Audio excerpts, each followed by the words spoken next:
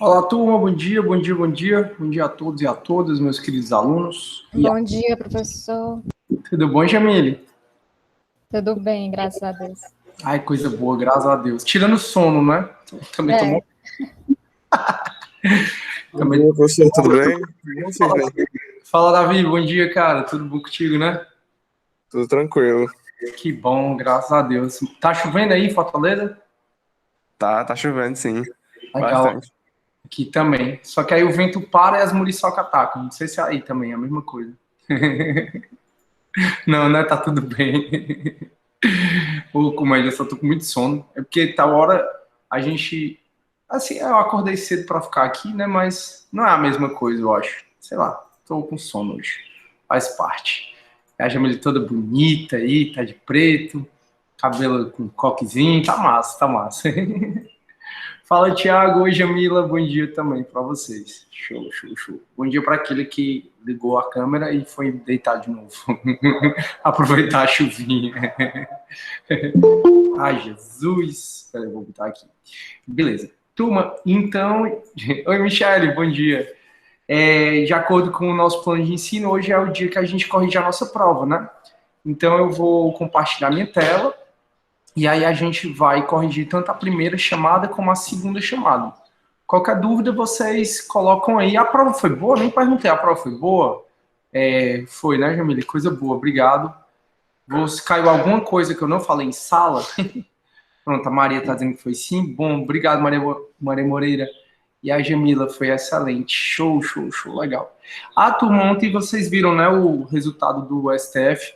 Achei engraçado que toda aula todo semestre anunciava que isso ia acontecer. Pena que o nosso judiciário é tão moroso, né? Mas a Carmen Lúcia ontem mudou o voto dela, né? Eu tinha falado para vocês que ela, primeiramente, tinha decidido que não era para analisar o mérito do recurso do HC em relação ao Lula e aquela condenação, né, do triplex Guarujá. E aí a Carmen Lúcia tinha votado inicialmente que não era para votar o mérito, só que ontem ela trocou o entendimento dela e ficou em 3-2. Ou seja, 3-2, a segunda turma do STF decidiu pela parcialidade do Moro na condução do triplex Guarujá. Galera, é parcial total mesmo. Enfim, feriu o sistema acusatório, coisa que a gente já reconversou, né? Então, pelo menos esse processo aí foi considerado nulo, fora aquela questão da competência lá do Fachin, que a gente já conversou também. Enfim, tanto o processo penal 1 como o processo penal 2 é o que está acontecendo com o nosso Brasil, né, o tempo todo. E aí vocês veem que o que a gente está discutindo aqui é muito o que a mídia noticia, né? E é isso. Então, pronto. Aí então, quer dizer que a prova foi boa, né? A Maria Moreira está dizendo que sim, a Jamila também disse que foi excelente. Geralmente as minhas provas, turma, não sei se vocês já foram meus alunos em outras disciplinas, mas as minhas provas são assim, eu só caio o que eu realmente falo em sala. Oi, Eduardo, bom dia, seja bem-vindo, meu amigo.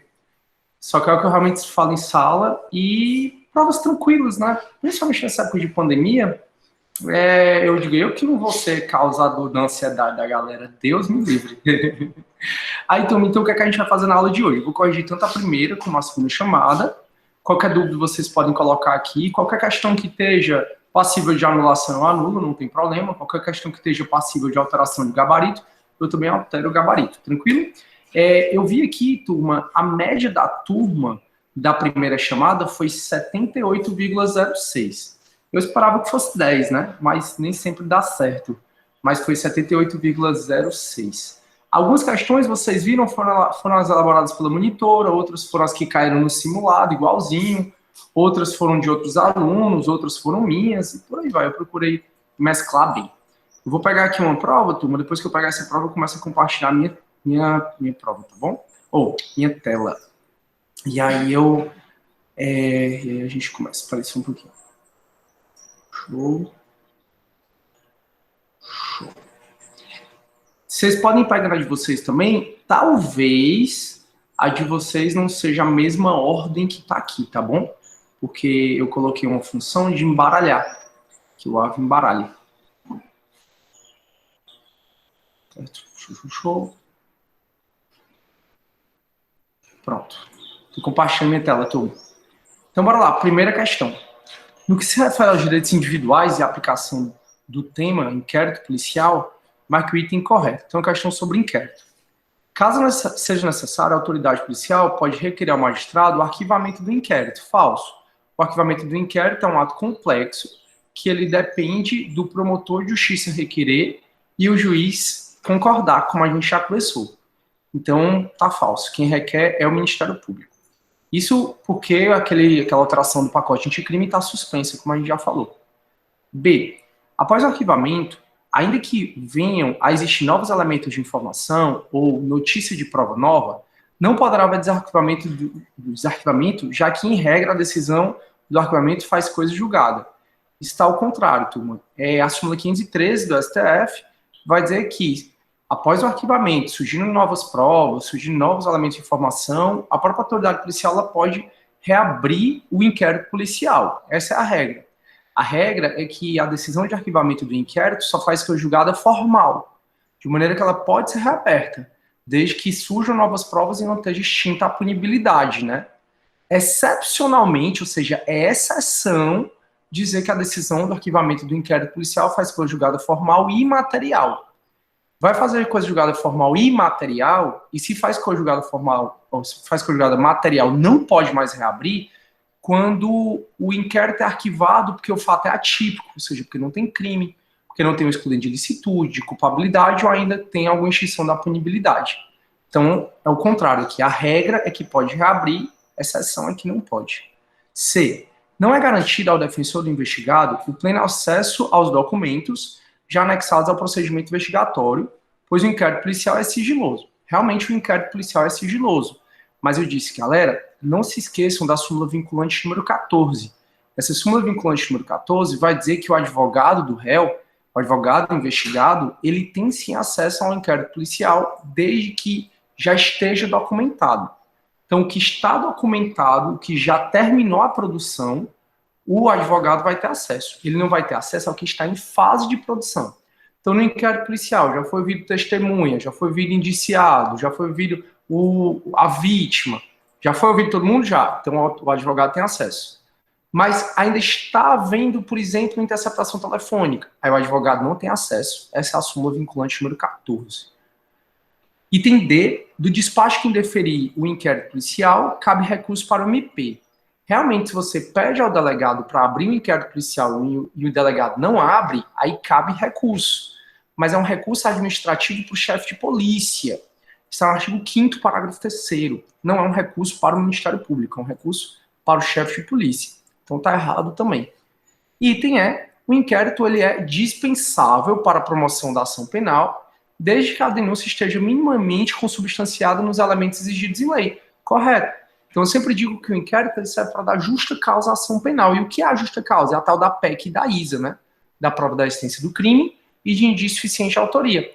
A gente repetiu isso 1000 vezes sobre a dispensabilidade do inquérito, dizendo que o inquérito, sobre a dispensabilidade do inquérito, dizendo que a ação penal, né, a denúncia, se ela por outros documentos provar a PEC e a ISA, ou seja, a denúncia tem um processo administrativo da Receita, tem um do PIC, o próprio Ministério Público investigou, não precisa do inquérito. Então a resposta é de escola, e aí até coloquei aqui, né, as justificativas do feedback de cada uma para vocês. Beleza, beleza, beleza? Alguma dúvida sobre essa? Facílima, né? Essa? Incrível. Quer falar, Jamile? Não, né? Show, valeu. Aí, turma, próxima, segunda questão. Após receber denúncia anônima por meio de disque denúncia de grave crime de estupro, com resultado morte que teria sido praticado por Lauro, 19 anos, na semana pretérita, a autoridade policial de imediato instaura inquérito policial para apurar a suposta prática delitiva. Não tem problema, já que estupro é um crime de ação penal pública incondicionada. Então o inquérito pode ser instaurado de ofício. Laura é chamada à delegacia e apresenta a sua identidade recém-obtida. Em seguida é realizada a sua identificação criminal, com colheita das digitais e fotografias. Em que pese não poder ser encontrado o cadáver até aquele momento das investigações, a autoridade policial, para resguardar a prova, pretende colher material sanguíneo do indiciado Lauro para fins de futuro confronto. Além de desejar realizar com base nas declarações de uma testemunha presencial localizada, uma reprodução simulada dos fatos. Essa questão caiu no simulado, turma. Igual, não alterei nada. No entanto, Lauro se recusa tanto a participar da reprodução simulada dos fatos, quanto a permitir a colheita do seu material sanguíneo. Direito dele, não tem o menor problema. O princípio do nemo tenetur sede tegere, ou da não autoincriminação ou da não autoacusação, que se chama que ninguém é obrigado a produzir provas contra si mesmo. É ainda realizado o reconhecimento de laudo por uma testemunha, após ele mostrar a fotografia dele, sem que fosse colocadas imagens de outros indivíduos com características semelhantes. Aí eu conversei, né? Eu resolvi essa questão já com vocês. Aí eu conversei, né, sobre o procedimento de reconhecimento de pessoas, que tem que colocar pessoas semelhantes ao lado, né? Então aqui só foi colocada uma. Isso aí você vai voltar a ver em processo penal 2, esse reconhecimento de pessoas, mas eu expliquei para vocês no simulado. Aí, a autoridade policial, como regra, deverá identificar criminalmente o indiciado? Falso, falamos sobre isso. A regra é que se você é civilmente identificado, se você tem seu passaporte, se você tem sua identidade, sua carteira de motorista, se você é civilmente identificado, a regra é que você não vai ser identificado criminalmente, está na própria Constituição. B. O indiciado não pode ser obrigado a fornecer seu material sanguíneo, pode mesmo não, para a autoridade policial, ainda que seja possível constrangê-lo a participar da reprodução simulada dos fatos. Ele não pode ser obrigado a produzir provas contra ele mesmo. A gente conversou, quando a gente falou de princípios, que isso é tão sério que hoje em dia, se ele for intimado por interrogatório dele e ele faltar, o juiz não pode mais buscar ele à força. Não pode mesmo. Então, a condução coercitiva, ela não existe mais para o investigado, para o acusado. Se o cara não quiser ir para o interrogatório dele, o problema dele, ele que assume os riscos e as consequências disso. Mas o juiz não vai poder mais buscar a força. Até 2018, o juiz podia fazer condução coercitiva. Eu mesmo, como oficial de justiça, fiz condução coercitiva de investigado, né? Hoje em dia só de testemunha, de vítima, mas de investigado, acusado, não mais. C.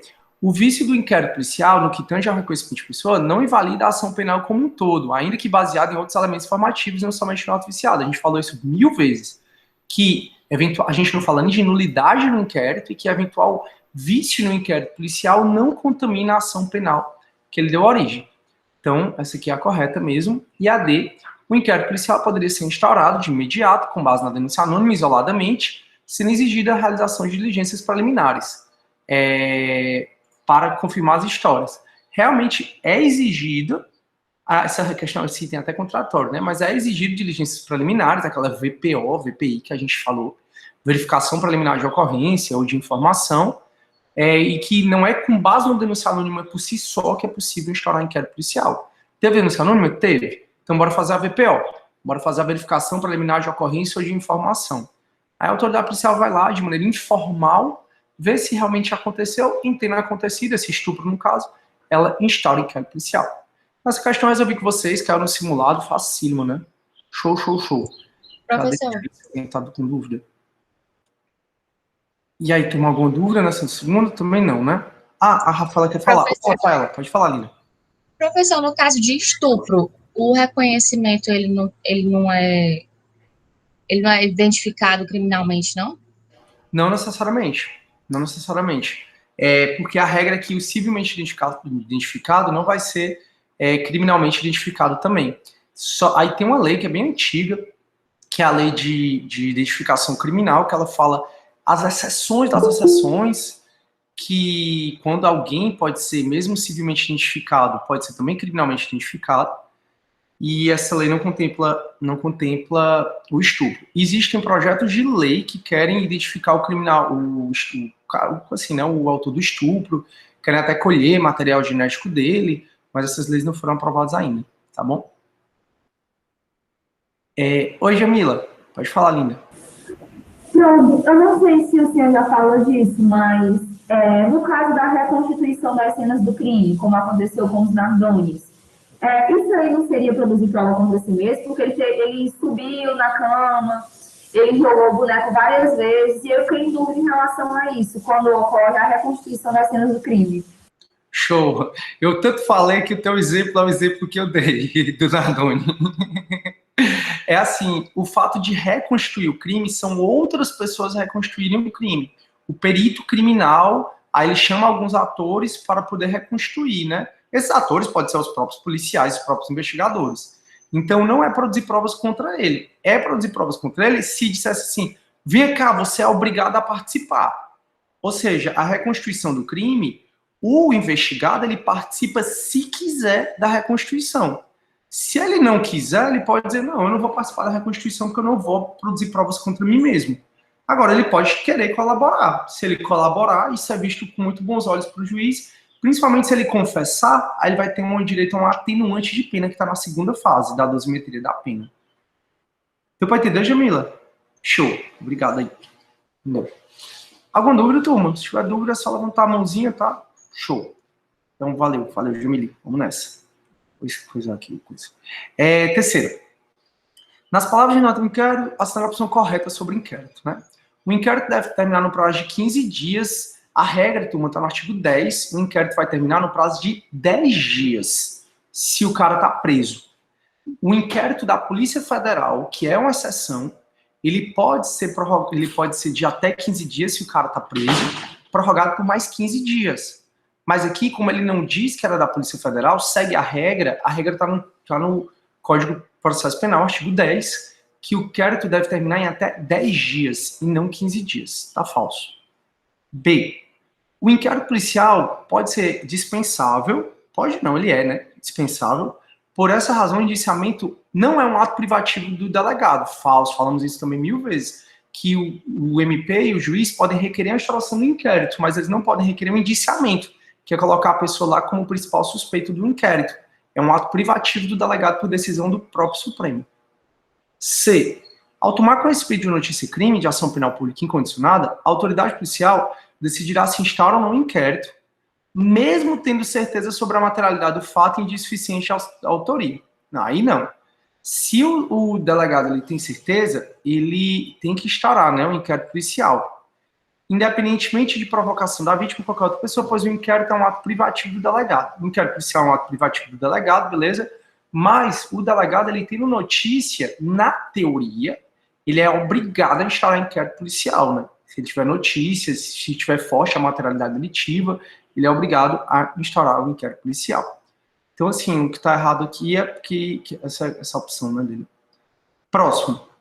Uma vez instaurado o inquérito policial, caso a autoridade policial conclua pela atipicidade da conduta, poderá determinar o arquivamento do inquérito falso, artigo 17, né, do Código de Processo Penal.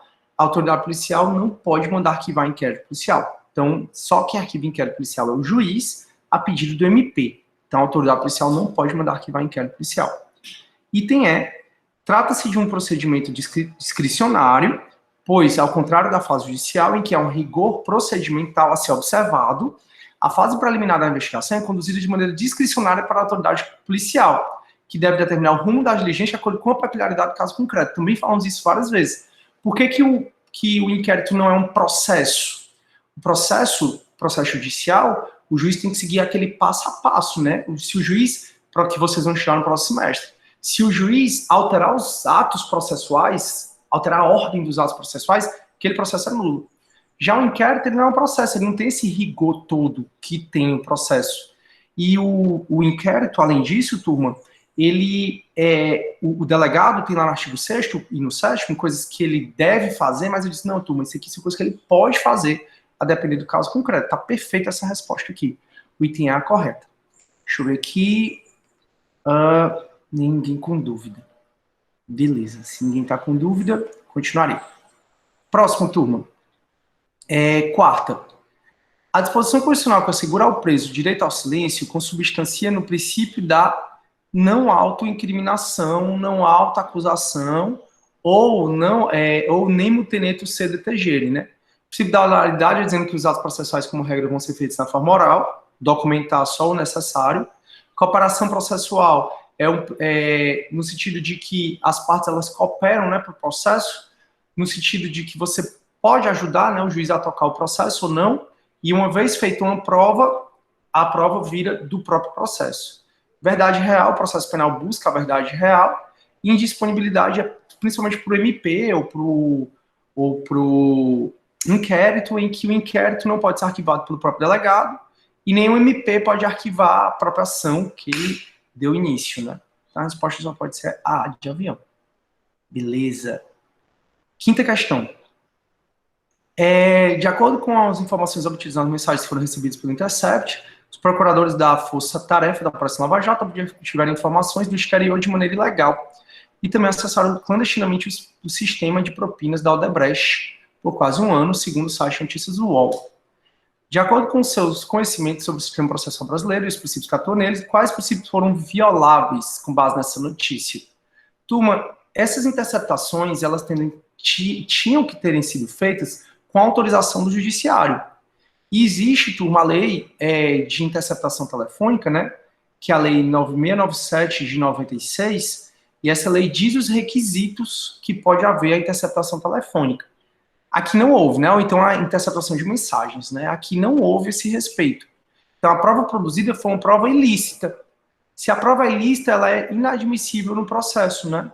Só que a gente até disse que essa matéria você vai voltar a estudar no próximo semestre, e a jurisprudência, ela admite que a prova ilícita, ela seja utilizada para absolver o réu. Nesse caso, ela foi utilizada não para absolver o réu, né, na decisão de ontem, mas foi utilizada para declarar a suspeição do juiz, né, do Moro. Então, a resposta correta só pode ser a C. Indúbio pro réu não é, na dúvida a favor do réu. Motivação das decisões judiciais é que toda decisão judicial tem que ser motivada, fundamentada. Iniciativa das partes também não é que o judiciário ele é inerte, tem que esperar as partes o provocarem por meio da denúncia ou da queixa, por exemplo. E impulso oficial é aquele que o próprio magistrado ele pode, depois que é provocado, ele pode tocar o processo para frente. Ele não só pode como ele deve. Não só pode ser assim. Nenhuma dúvida, né? Até agora, beleza. Show.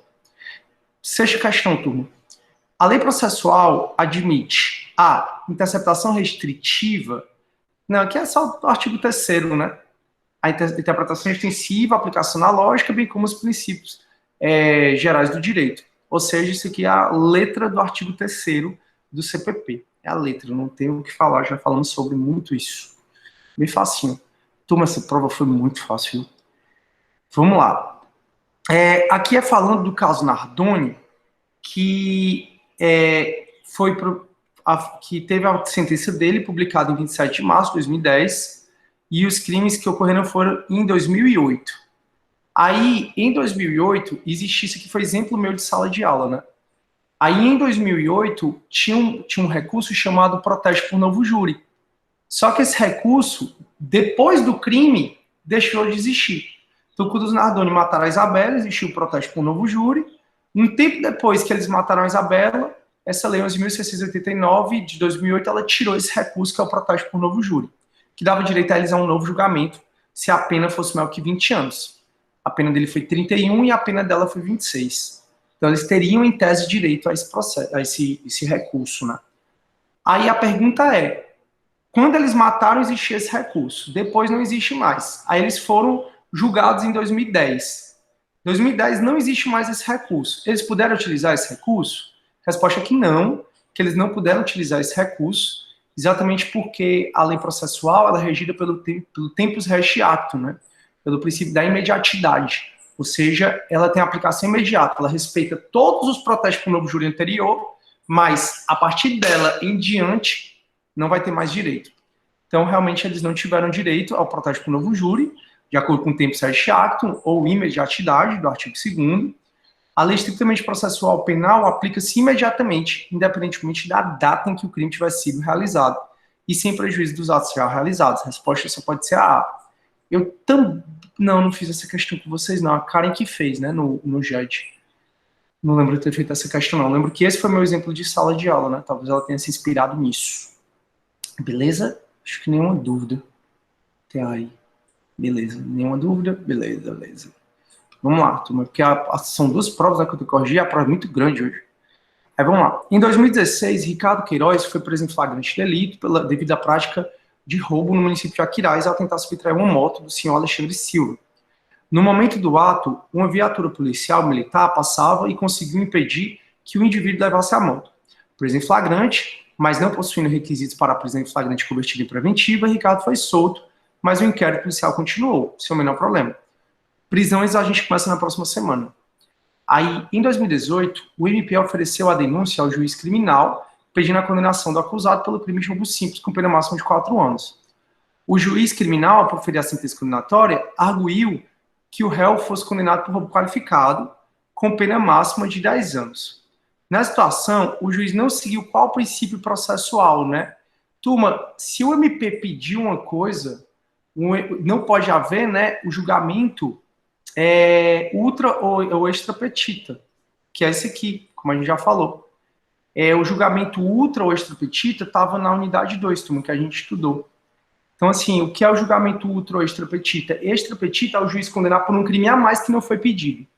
Ultra petita é o juiz condenar a mais do que foi pedido. A gente vai ver, a partir da emenda, vocês vão ver isso, principalmente em processo penal 2, que é a parte da mutatio libelli. Se o juiz achar que é outro crime, ele tem que intimar o MP. Para o MP, ele fazer, se assim entender, fazer o aditamento à denúncia. Então, realmente, aqui só podia ser impossibilidade de julgamento de extra ou ultra petita. Beleza? Alguma dúvida, turma, aqui? Sim, não, mais ou menos? Não? Não? Beleza. Valeu, Jamile. Show. A gente falou sobre isso na unidade 2. Nona questão. Em janeiro de 2021, o programa Briguiora lançou não. Aí, um dos participantes, chamado Coral Conká, desferiu diversas ofensas e xingamentos contra um outro participante, conhecido como Lucas Penteado. Quando alguém comete uma infração penal, o Estado tem o direito e o dever de aplicar o direito material, ou seja, o direito penal, né, para alcançar a paz social e concretizar o direito penal, pelo menos tentar alcançar essa paz social. Esse procedimento é chamado de pretensão punitiva. Correto. Primeira aula da gente, né, que a gente falou muito sobre o que é a pretensão punitiva. A pretensão punitiva é o poder-dever do Estado. Então, é o poder, quando ele fala, né, introdução à ciência do direito, né, a gente fala do direito potestativo, lembra? Pois é, do pater potesta. Enfim, a pretensão punitiva é um poder-dever do Estado de exercer, de aplicar o direito penal, né, no caso concreto. A gente viu que, por conta do contrato social, a gente cedeu para o Estado esse direito. Então, antigamente, quando não existia a figura do Estado, a gente mesmo poderia aplicar a gente podia mesmo punir os autores dos crimes. Mas hoje isso foi dado a quem? Ao Estado. Excepcionalmente, a gente pode agir em legítima defesa. Excepcionalmente, a gente pode aplicar, né, fazer justiça com nossas próprias mãos. Mas a exceção. A regra é que a justiça deve ser feita pelo Estado. Portanto, realmente só pode ser pretensão punitiva. E a pretensão punitiva ela é exercida por meio da persecução penal. Persecução penal é um conjunto de investigação, de processo que o Estado faz para aplicar o direito penal material, para exercer a pretensão punitiva. Então, a pretensão punitiva ela é exercida, né, esse é o poder-dever do Estado de aplicar o direito penal no caso concreto. O Estado, para aplicar nessa pretensão punitiva, ele se auxilia da persecução penal. Persecução no sentido de perseguir mesmo, de investigar, de processar e aí de aplicar a pena. Beleza? Show. Tudo ok. Obrigado, Maria Moreira, pelo feedback e Jamila, muito obrigado pelo feedback também. Show. 10ª questão. O processo penal brasileiro é regido por fontes, sejam elas formais ou materiais. Isso aqui é a unidade 1. Elas existem como forma de exteriorizar o direito penal nos casos práticos, a fim de organizar a aplicabilidade do direito penal. Tendo em vista essa informação, sendo a opção correta acerca das fontes do processo penal. São fontes formais imediatas do processo penal. Costumes e princípios gerais do direito, beleza, mas as leis. A lei, turma, fonte significa nascedouro, origem. Então a fonte, isso é a introdução à ciência do direito, né? E a fonte formal é a forma como o direito se manifesta. As leis são as fontes formais imediatas. O direito ele se manifesta imediatamente por meio das leis. Por isso que está errado o A. B. Compete privativamente à União legislar sobre matéria de direito penal e processual penal. Vimos isso. Turma, está no artigo 20, inciso 1º da Constituição. Acho que é o 20, inciso 1º. Deixa eu só ver qual é o artigo correto. 22, professor. Ai. Artigo 20. Aí. Nossa Senhora. Fala, Deus. Passou, foi longe.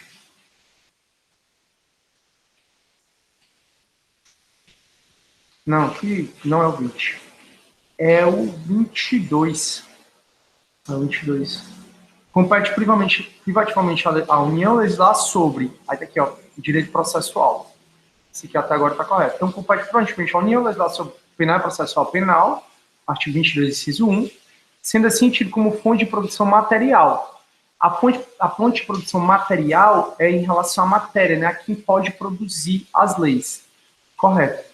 Havendo possibilidade de Estados e municípios legislar acerca dessas matérias, quando for permitido por meio de lei complementar, conversamos sobre isso, está no parágrafo único do artigo 22. Lei complementar pode autorizar os estados, o mesmo DF, a legislar sobre questões específicas das matérias relacionadas a esse artigo. Então, nas primeira ou segunda aula, turma, da gente. Então, a resposta é a B, correto. Compete à União, Estados e municípios legislar sobre matéria penal e processual penal, como regra é só a União. Aqui está errado também, mesma coisa. E são fontes formais imediatas. Lei, tudo bem? Constituição, tudo bem? Tratados, tudo bem? Medida provisória, tudo bem? Doutrina. Não, doutrina é uma fonte formal imediata. Resposta correta só pode ser a B de bola, turma. Realmente, B de bola. Deixa eu ver se vocês estão com alguma dúvida. Professor, é o Ian. Oi, Ian, pode falar. Professor, bom dia. Eu até tinha mandado no torpedo do senhor, porque eu fiquei com a dúvida em relação a esse item, certo? Porque, assim, o artigo 22, que fala dessa competência privativa da União, no parágrafo único, ele fala apenas sobre a possibilidade dos estados legislarem mediante lei complementar. Em relação ao texto constitucional, aos municípios, ele é omisso. Assim, aí, onde tem essa autorização para os municípios legislarem sobre matéria processual? Peraí, aqui... Ah, tá. Eu entendi. Tá, tudo bem. Eu entendi estados e Distrito Federal. Não, aqui tá errado mesmo. Tanto é que quando eu expliquei Distrito Federal. Tá errado mesmo, viu? Os municípios eles não podem legislar sobre matéria processual, não. Só quem pode legislar são os estados e o Distrito Federal. Essa questão aqui, turma, tem que anular. Tem que anular essa questão. Muito bem, Ian. Vou anotar aqui, cara.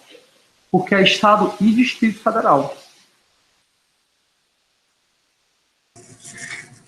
Professor, bom dia. Bom dia.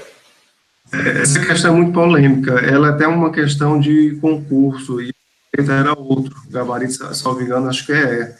Eu acho que a prova aí. Eu marquei também essa B, mas era mais próximo. Mas vocês sabem que o município também não rege como lei complementar. Então, realmente ficou... Não, eu vou anular essa questão. Não dá nem para CAE também não, porque a doutrina não é uma fonte formal imediata. A fonte formal imediata, como regra, é aquela de força. Não dá para poder. Show, obrigado aí. Fala, Du, beleza, cara? Tudo bom. Aproveitando, tá aparecendo aí, show de bola, seja bem-vindo. Show, obrigado aí, viu, Ian? Eu fui lendo aqui no automático e li como se fosse estados e Distrito Federal. Se tivesse estados e Distrito Federal, estaria correto. Mas estados e municípios não está correto de jeito nenhum. Então, toma essa questão do anular, tá bom? Pode ficar tranquilo em relação a isso. Valeu. Alguém mais quer falar? O Ian e o Carlos Eduardo estão com o braço levantado. Tirei aqui, professor. Valeu. Obrigado. Show. Valeu. Próximo, turma. Nossa senhora, não vou conseguir terminar e acabar a prova, não. Vamos lá. Em um processo em que se apura a prática dos delitos de supressão de tributo, divisa, o juiz federal da 4ª Vara Federal, criminal de Arrozinho, determina a expedição de carta rogatória dos Estados Unidos da América a fim de ser interrogado o réu Mário. A essa acho que caiu no simulado. Em cumprimento à carta, o tribunal americano realiza o interrogatório do réu e devolve o procedimento à justiça brasileira. O advogado de defesa de Mário, ao se deparar com o conteúdo do ato praticado, requer que o mesmo seja declarado nulo, tendo em vista que não foram obedecidas as garantias processuais penais brasileiras para o réu.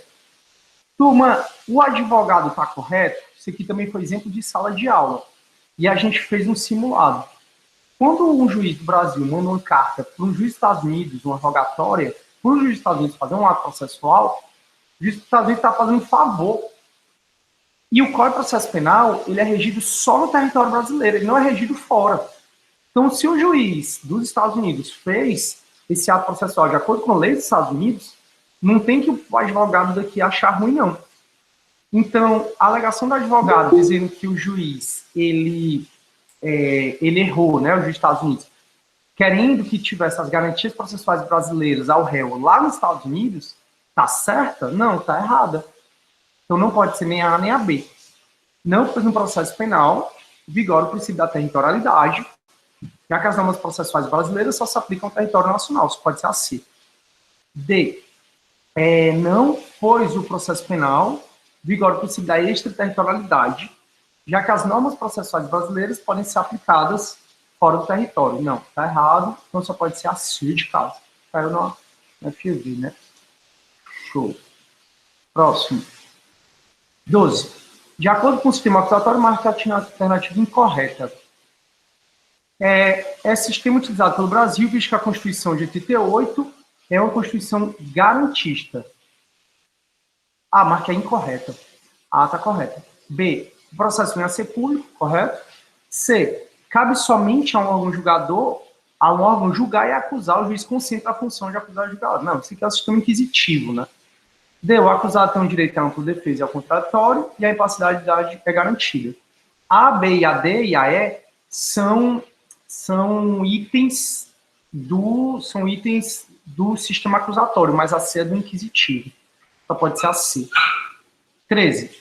O MP pode propor o acordo de não persecução penal se ele apenas for suficiente para a reprovação e prevenção do crime, desde que presente as condições não estabelecidas em lei. Está correto, turma? A está correta, que é sobre o acordo de não persecução penal, que está no artigo 28A. E o MP pode propor se presente as condições estabelecidas em lei for suficiente para a reprovação e prevenção do crime. Esse apenas aqui deixa o aluno confuso, né? Mas ele falou assim, desde que presente as condições estabelecidas em lei. Então a A está correta. B, o acordo de não persecução penal será formalizado por escrito e será formado pelo MP, pelo investigado e pelo seu defensor. Essa aqui também está correta. B, C, apenas a peça acusatória deve conter a exposição do fato criminoso, com toda a sua circunstância, a qualificação do acusado. A peça acusatória deve conter, esse aqui é o artigo 41 do processo penal. A peça acusatória deve conter a exposição do fato criminoso, com todas as suas circunstâncias, a qualificação do acusado, ou esclarecimento pelo qual possa identificá-lo, a classificação do crime e, quando necessário, o rol de testemunhas. É o artigo 41, nós já vimos, está tudo correto.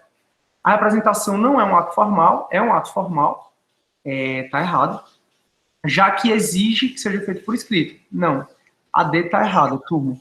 E pelo que eu vi aqui, o gabarito está errado. Eu vou alterar esse gabarito. É isso aí, professor. Aqui essa questão aí pede a A incorreta. errada, turma, se a questão está pedindo a incorreta, a errada é a D. Pronto. O gabarito da esquerda. Só um minuto. Incorreto. Gabarito.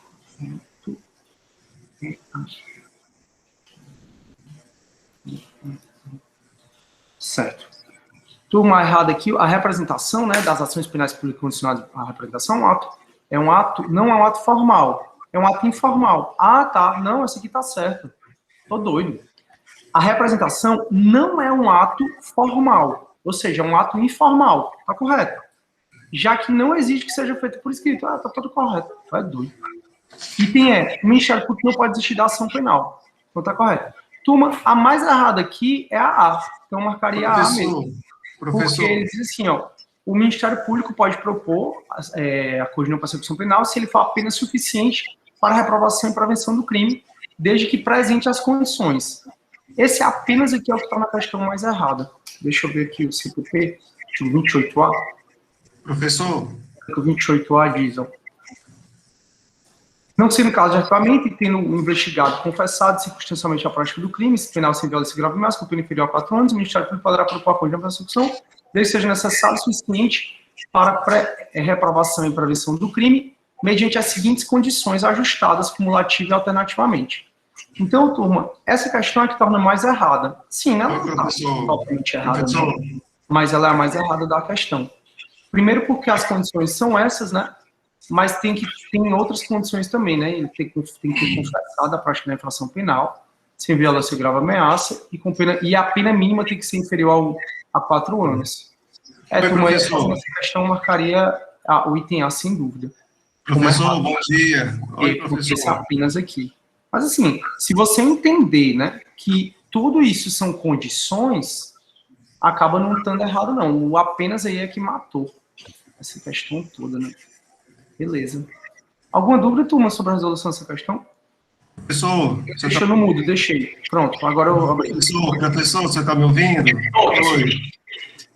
Olha aí para mim o parágrafo 3º, o 28, que o senhor acabou de ler. Parágrafo 3º.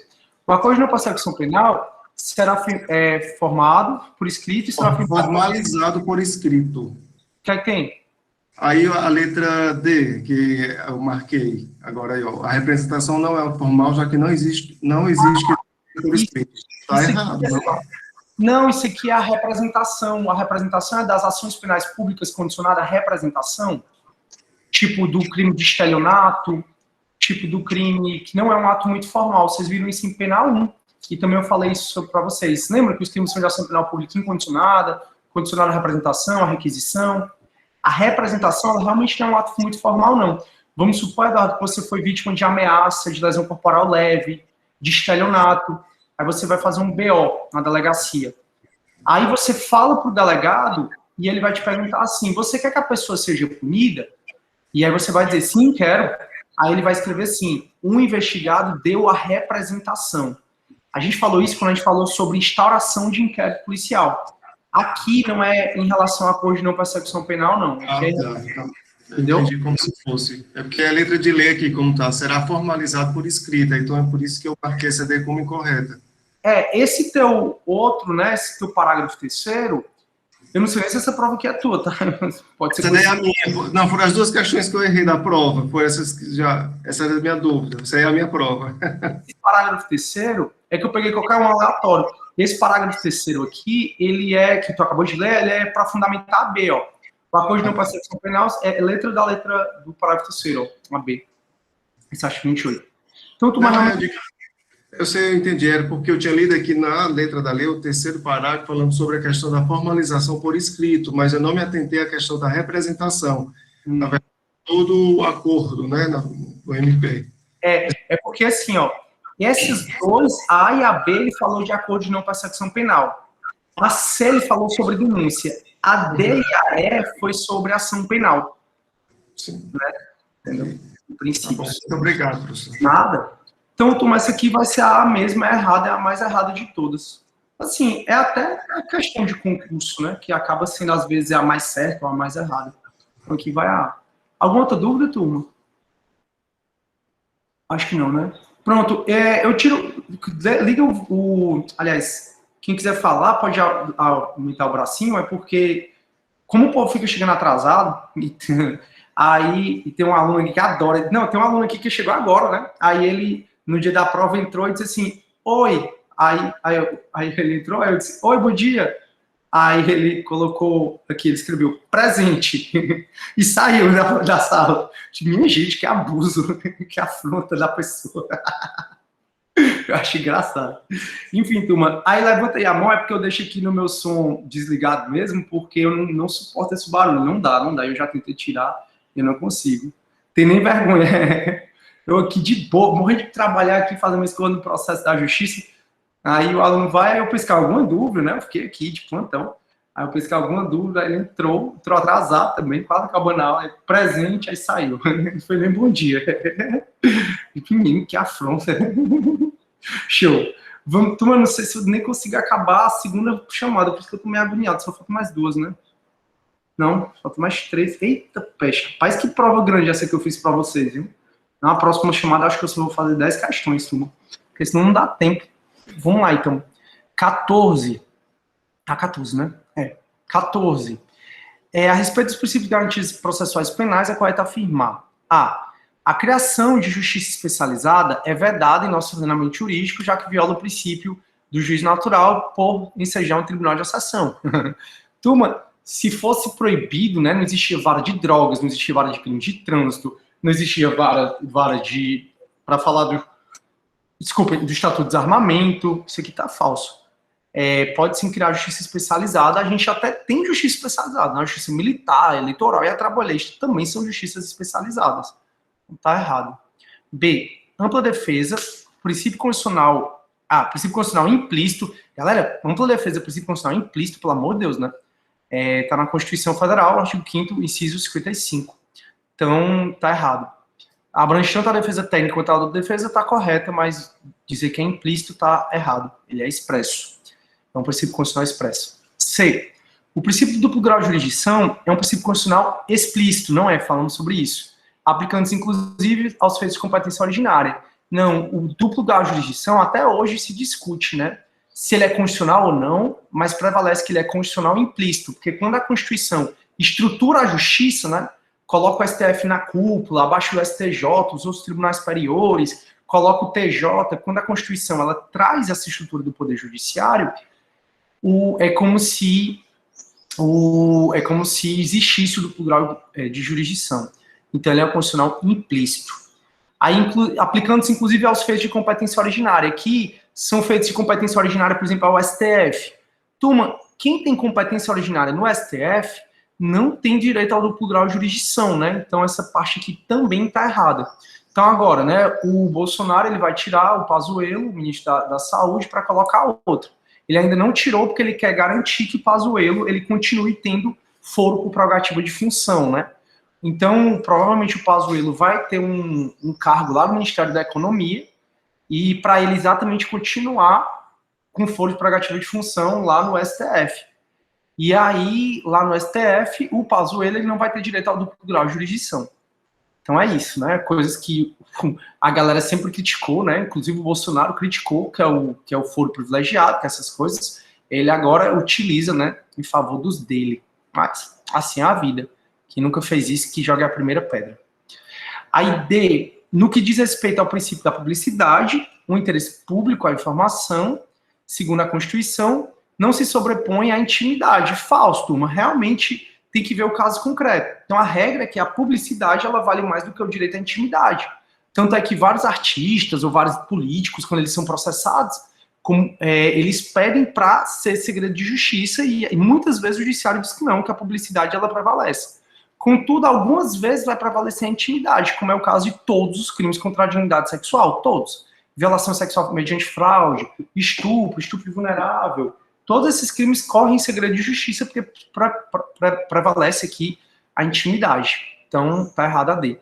Essa eu acho que caiu, turma, no simulado, se eu não estou enganado, porque eu lembro que eu já fiz essa questão. E o E vai falar sobre a súmula vinculante número 11, que é sobre o uso de algema, também conversei com vocês já sobre isso. Só é lícito o uso de algemas em caso de resistência e fundado... São 4 casos, né? Caso de resistência do preso à prisão, fundado receio de fuga, correto? Ou perigo à integridade física do próprio preso, ou perigo à integridade física alheia. O preso está querendo matar alguém, batendo, né, nas pessoas. Por parte do preso de terceiro, justificada a excepcionalidade por escrito, sob pena de responsabilidade disciplinar, civil e penal, do agente da autoridade e de nulidade da prisão ou do ato processual que se refere, sem prejuízo da responsabilidade civil do Estado. Eu até conversei com vocês, eu faço muita crítica a essa súmula, primeiro pela inconstitucionalidade formal, porque não tinha reiteradas decisões para se fazer uma súmula vinculante. Segundo, pela questão abusiva, né, que ela me parece muito abusiva, exatamente porque ela coloca a prisão só em situações excepcionalíssimas. Realmente, turma, só dá para ser de escola, né? Só dá para ser a questão... Então, a resposta aí tá aqui, uma por uma, beleza? Acho que ninguém tá com dúvida, né? Caiu, tinha umas 3 do simulado. Valeu, Jamila. Show. Essa foi a intenção mesmo. 15. A cenário alternativo que corresponde adequado ao inquérito. A. O inquérito é sigiloso, porém é direito do defensor, no interesse do representado, ter acesso amplo aos elementos de provas que tiverem documentados ou não. Tá errado, né? Só os que tiverem documentados. Essa é a súmula vinculante número 14. A gente já falou dela hoje. Não tá errado. B. O inquérito policial é um instrumento geralmente usado pelo Estado para a colheita de elementos de informação, viabilizando o oferecimento da peça acusatória quando houver justa causa para o processo, que é o fumus comici delicti, que é a fumaça do cometimento do delito, né, que é a PEC e a ISA, como a gente já conversou, e contribuindo para que as pessoas inocentes não sejam injustamente submetidas a cerimônias degradantes do processo criminal. tá correta. Eu ficaria assim só por conta do cerimônias degradantes do processo penal, mas isso não torna incorreta a questão. Eu deixaria ela de stand-by se eu estivesse fazendo, mas por enquanto, para mim, essa seria a melhor opção. C. Porque cerimônias degradantes do processo penal, né? O processo penal realmente ele é meio degradante mesmo, ele é meio humilhante, mas isso aqui é uma opinião, né, de uma pessoa. C. O processo penal inicia-se com a instauração do inquérito policial. Por essa razão, para que o Estado possa deflagrar persecução criminal em juízo, é indispensável a presença de elementos de informação quanto à autoria e quanto à materialidade da infração penal. Não, turma, está errado. Ele inicia-se com o processo penal não se inicia com a instalação do inquérito. Não é à toa que a gente falou várias vezes que o inquérito não é um processo, que o inquérito é só um procedimento. O processo penal inicia-se, turma, com a citação válida do acusado. É assim que se inicia o processo penal. O inquérito ele é uma fase dispensável, ele não é processo, ele é um procedimento. Não é à toa que o inquérito não tem nem contraditório e nem ampla defesa. Então a C está errada. D. Para compor o processo penal, o inquérito policial subsidia a colheita de provas que serão analisadas de discricionariedade por magistrado. O inquérito policial ele não colhe provas, como regra, ele colhe só elemento de informação. Vocês vão ver em processo penal 2, eu repeti isso várias vezes, que excepcionalmente se colhe prova no inquérito policial, que são as chamadas provas cautelares, não repetíveis ou antecipadas. Nós lemos até várias vezes o artigo 155 do CPP. Então, como regra, no inquérito ele não colhe prova, ele colhe elemento de informação. Só excepcionalmente provas são colhidas em inquérito, como vocês vão ver isso no processo penal 2. No inquérito não colhe provas, colhe então elementos de informação, então está errado. E a E, o inquérito é mera peça informativa, porém eventuais vícios nele constantes têm um condão de contaminar o processo aqui da origem, não, aqui é uma jurisprudência.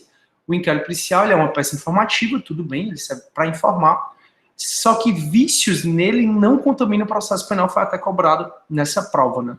Então, tá errado também. Alguma dúvida nessa turma? Também não, né? Show. Então, vamos lá. Próxima questão. Vocês acharam grande a prova, turma? Eu tô achando a prova enorme. Vocês querem a próxima prova de 10 questões? Porque, realmente, eu tô cansado já aqui. Mas também eu tenho que ler em voz alta, né? Eu tenho que explicar. Pois a próxima eu posso quantas questões? 11? Vocês sabem, posso fazer menos também. Realmente, eu exagerei demais.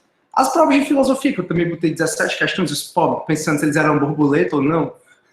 17 questões, você pensa se você é um borboleta ou não. Pois, turma, me desculpe aí, realmente foi muito grande essa prova. Mas pelo menos vocês treinaram, né? Vocês treinaram. Na próxima eu boto 11 questões, certo? Filmar aí.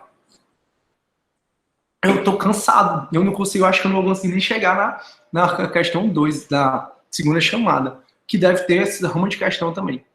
A segunda chamada, na verdade, era para ter sido um trabalho. Eu não sei se é porque que eu não falei para vocês com antecedência. Não era para ter sido prova, não. Aí a Karen me avisou, professor, os alunos estão lá falando que está um trabalho na segunda chamada e não prova. Aí eu disse, não, prova, não, trabalho, não, podia falar para vocês desde o começo do semestre. Ela, não, se eu falar que ia ser prova, minha gente. Aí eu montei, eu acho que tem umas 15 questões. Mas a partir da segunda chamada, da AV2 e da AV3, a segunda chamada vai ser toda... Não, da AV2 vai ser prova. Turma, a AV2, na verdade, não, vai ser um conjunto de questões, né?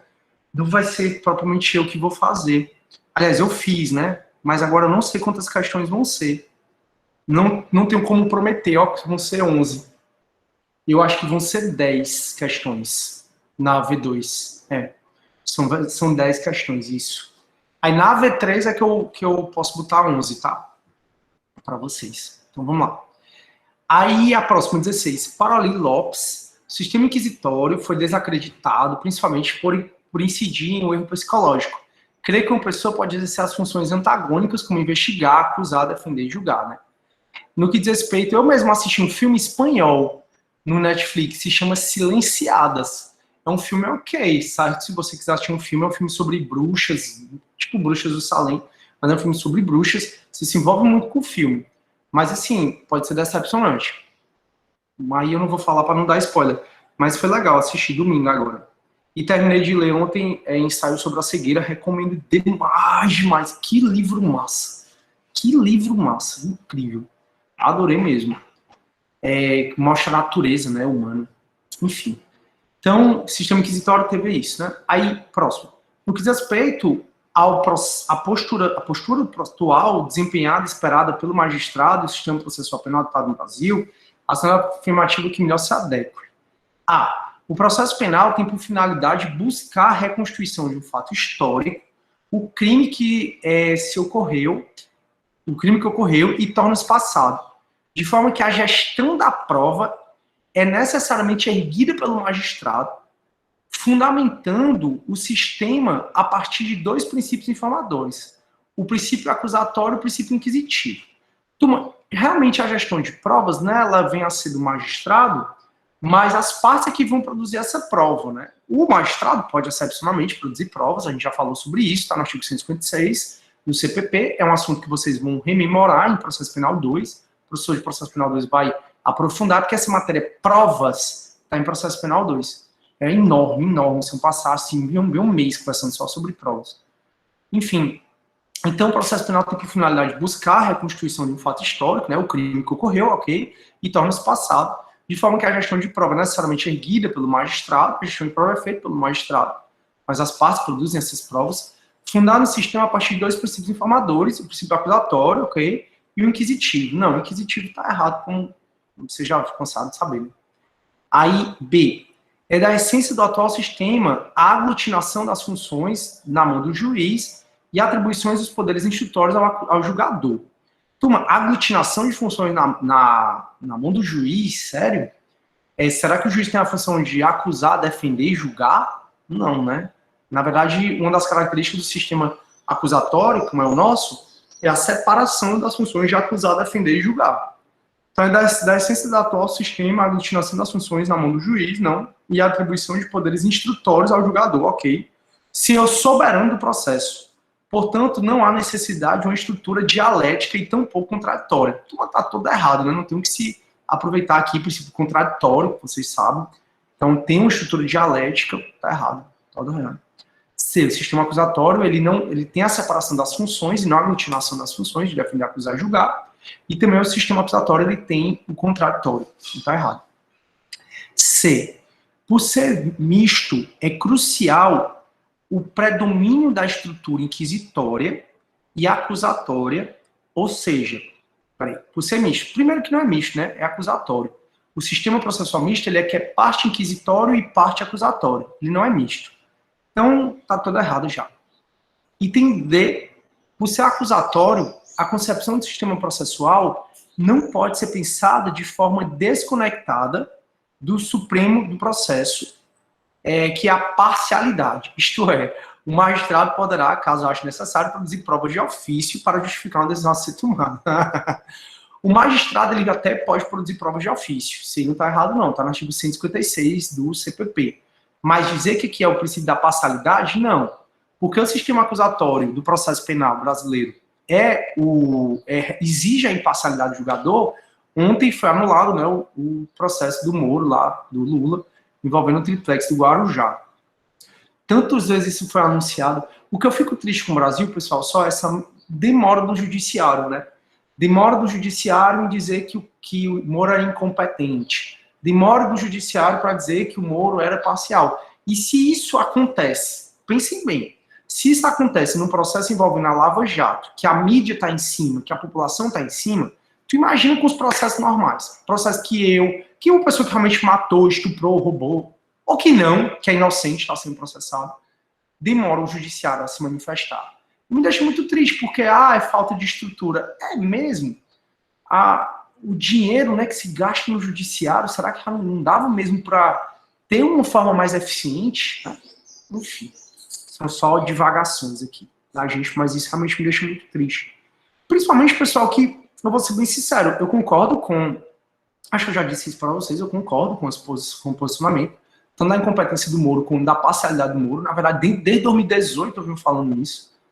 Mas, ao mesmo tempo, eu não acho que o Lula seja uma pessoa de moralidade que a gente deva seguir, entendeu? Você gosta ou não do Lula, isso é a minha opinião. Então, eu respeito também a de vocês, a de qualquer pessoa, claro. Mas também não acho que seja o Marte incrível da moralidade, né? Então, assim, eu queria realmente que, não só para ele, mas como para qualquer outra pessoa, inclusive para ele, houvesse um processo penal respeitando o sistema acusatório, respeitando tudo, e que ao final fosse sendo feita a justiça, né? A justiça é aplicar a pena ou não, aí eu não sei quem vai decidir é o juiz, mas que realmente tivesse tido um processo que pudesse ver, realmente cometeu o crime. Não cometeu o crime. E aplicasse a justiça ao caso concreto, né? E me deixa muito triste saber que tanto dinheiro foi gasto, tanta gente se aproveitou da Lava Jato, né? O Moro mesmo fez palestra, ganhou dinheiro, o Dallagnol, e para nada, né? Então, ou seja, é olhar para trás e ver que a gente brasileiro realmente não tinha tudo um bando de palhaço. Aí quando você olha para as pessoas que moram fora, ou que criticam, né, o Brasil, você vê que eles têm um certo tipo de razão. Eu mesmo fiz uma citação de um estrangeiro, né, semana passada. E essa era de uma ação rescisória, né? Processo civil, ele tinha entrado na justiça, já tinha ganhado e tal. A pessoa entrou agora com a rescisória. Aí ele dizendo, rapaz, por isso que o Brasil é uma bagunça. Porque como é que pode, o juiz deu uma decisão, terminou o processo e agora a mulher vai reabrir o processo para discutir o quê? E o pessoal, calado eu tava, calado eu fiquei, né? O que é que eu vou falar de errado? Um estrangeiro falando mal do meu país, realmente eu fico com raiva. Mas ele tá errado? Sabe? Não tá, né? O processo demora 10 anos para acabar, acaba. Ele tem razão. Aí agora a mulher reabre o processo. Enfim, né? Eu acho que a gente, para falar de qualquer processo, tem que ver o processo, né? Vamos pra frente. Turma, tá tudo bem? Tá, né? Meu som tá ligado. Tá? A Cristiane diz assim, ó. Eu acabei de ler um livro ontem que no último capítulo a autora diz que tudo que ela vinha escrevendo até então era fantasioso. Poxa vida! A família da Cris. Ô, Cris, pelo menos isso serve para te marcar, né? O resto da vida você vai guardar esse livro na sua memória, não vai ser aquele tipo de livro que a gente vai ler e vai esquecer, né? Aí, Gemini, nesse caso, acho que é pura política, né? Pois é, Gemini. É bom a gente discutir, né? Repensar tudo para ver se a gente torna um judiciário mais digno, que pelo menos dê direito às pessoas a serem julgadas, se é que elas devem ser julgadas, né? De maneira adequada. E turma, não vou conseguir fazer a segunda chamada eu vou fazer na próxima aula. Eu me atraso um pouquinho, mas depois eu recupero, não se preocupe não. Por ser acusatório, caracteriza-se o nosso sistema processual, né? Pela clara separação entre juiz e partes, em tese, né? Quando acontece essa simbiose que aconteceu entre acusação e defesa, que foi o Moro e o Dallagnol lá naquelas mensagens, é declarada a nulidade do processo, como acabou de ser declarado pelo STF, 3-2. Né? Então, por ser acusatório, caracteriza, portanto, pela clara separação entre o juiz e as partes, correto? Que assim se deve manter ao longo do processo. A iniciativa probatória deve ser da parte, manter o magistrado imparcial, atendendo os princípios do contraditório e da autodefesa na fase processual. Realmente essa aí está toda correta, turma, eu coloquei um feedbackzinho aqui para vocês. Se tiver alguma dúvida é só falar, o áudio está ligado. E 17, a última, graças a Deus, matei vocês. Me desculpem, pessoal, realmente. 17 questões, a pessoa ficou louca. Vamos para frente. Acho que era para compensar que não tinha dissertativa, né? Enfim, mas realmente, a próxima eu faço menos questão. Aí a próxima diz assim, somente pode ser aplicado a lei processual, somente pode ser aplicada a processo iniciado sobre sua vigência, falso, ela é pacote de crime, mudou muito o CPP, entrou em vigor em 23 de janeiro de 2020, entrou em vigor e ele já respeita todos os atos, entrou em vigor e já aplica todos os processos anteriores a ele, respeitando atos já praticados, né? Esse é o artigo 2º do CPP, que eu até já cobrei nessa prova, né? Então, somente pode ser aplicado a processo iniciado sobre a sua vigência, falso, ela aplica aos processos que estão em andamento, respeitando os atos já praticados, tem princípio do princípio da imediatidade. B, tem aplicação imediata, sem prejuízo de atos realizados sob a vigência da lei anterior, artigo 2º, está correto. C, tem aplicação imediata, devendo ser declarados inválidos os atos praticados sob a vigência da lei anterior. Eu até critiquei, né, quando a gente fez essa questão, eu até disse, rapaz, se for para cada lei processual penal invalidar os atos processuais feitos com a lei processual penal anterior, além de violar o ato jurídico perfeito, o processo penal não quer terminar, né? O processo penal já demora, ali o magistrado tem que refazer os atos processuais a cada lei processual penal que surge. Então, a C está errada, a D nenhuma das anteriores, não, porque a B está correta, e a E tem aplicação imediata, devendo ser renovados os atos praticados sobre a vigência da lei anterior. Está errado porque não precisa renovar os atos. A resposta pode ser a B de bola mesmo. Turma, realmente foi uma prova super fácil, né? Não foi uma prova difícil. Tá? Eu comungo aí com vocês que não foi uma prova difícil. Sobre a questão do Vitor Gabriel, eu vou anular, tá? Me diga uma coisa, vocês sabem me dizer se as questões que eu li aqui nessa ordem são é a mesma ordem que caiu na prova de vocês? Ou embaralhou? Embaralhou, né, Jamile? Embaralhou, né? Embaralhou. É porque, assim, eu queria fazer essa anulação de maneira automática. Tipo, pegar a questão 2 para todo mundo, mas não é. E tem um item aqui de revisar a prova. Aí eu fico meio de clicar nele e apagar a nota de vocês. Aí o que é que eu vou fazer? Eu vou baixar a nota de vocês, vou alterar o gabarito da questão, botar todas como correta e vou botar essa opção. Se ela mudar, vai mudar a nota de vocês aí. Se não, turma, se, por exemplo, sair que a nota de vocês é 0, não se preocupem, tá? Eu já vou ter baixado as notas, de qualquer forma, batem um print aí das notas de vocês, para se der algum problema. Porque como eu vou anular uma, o que é que eu vou fazer? Eu vou lá na prova, vou colocar todas como correta, qualquer opção como correta, e vou botar revisar tudo. Quando eu botar revisar tudo, eu tenho medo que ele revise tudo e realmente aumente a nota de vocês, que é o que eu espero que ele faça, ou eu fico com medo dele apagar tudo.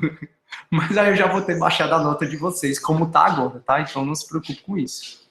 Turma, eu não vou ter tempo de fazer a segunda chamada. Deus me livre, fazer mais 15 questões agora, eu tô aqui exausto, ainda tenho CD.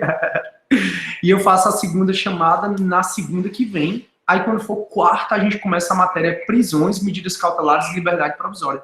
Matéria mega importante. A gente fala do Daniel Silveira, né? Voltar a falar. Foi até a Cris que pediu para eu falar. Mas a gente já falou dele, eu vou voltar a falar dele, a gente vai entender um pouco mais as prisões no processo penal brasileiro, que é um assunto mais importante também. Tranquilo, turma? Oi, Rafaela, pode falar. Professor, só uma dúvida referente ao processo do Moro, a questão das provas. Todas as provas, elas são consideradas nulas, né? Então, ela não vai poder ser utilizada depois quando ele for julgado novamente. Pronto, Rafaela, primeiro desculpa aí te cortar, porque eu pensei que eu tinha terminado. Na verdade, não, Rafaela. O que é nulo são só atos decisórios.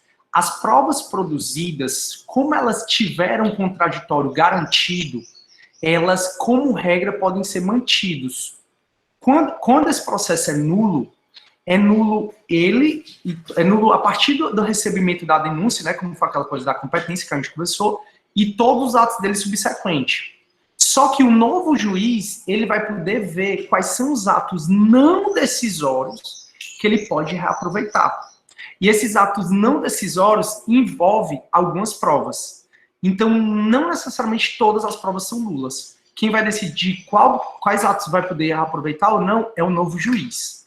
Que, no caso, vai ser o juiz lá do Distrito Federal, da Justiça Federal do Distrito Federal.